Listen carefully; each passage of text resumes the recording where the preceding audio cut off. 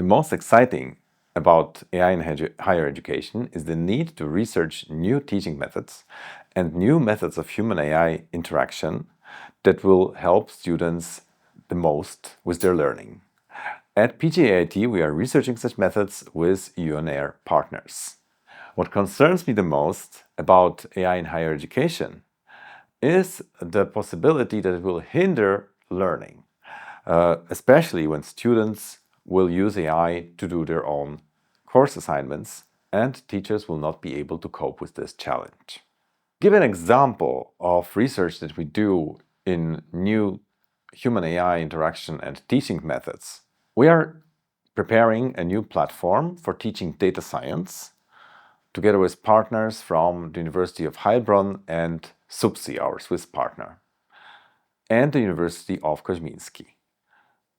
This platform will be based on a template prepared using a Jupyter notebook for the solution of typical machine learning tasks such as binary classification, multi-label classification, regression, or clustering.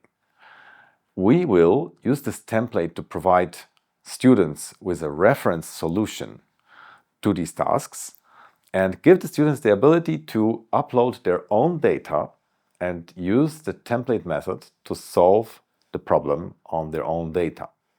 Not everything can be completely formalized and put into a series of steps in a template. For that reason, we have developed a method to extend a Jupyter notebook with the access to a large language model. And a field in the Jupyter notebook can become a chatbot, and students can use this field to ask questions about that particular step in their solution to the problem. Artificial intelligence today can generate very high-quality texts in a very short period of time. So the assignments and the exams should change in its form. Well, we should pay more attention to focus on discussion, open exams, practical exams, instead of writing essays or anything that the artificial intelligence can write in a few seconds. That's generally a recommendation. We should cooperate with artificial intelligence, so we should focus on how we can use them to improve students' skills. So, for example, the change in approach is needed. As previously mentioned, we can change the form of exam, change the form of teaching, and thanks to that we will achieve better quality and we will be able to improve the students' skills, which is a proof.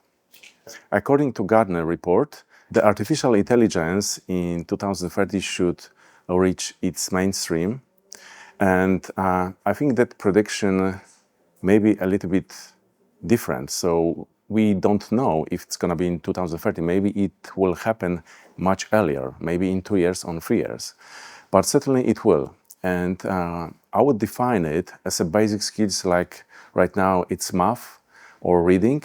So the main advantage of AI technology is that we can speed up the process of creating any content.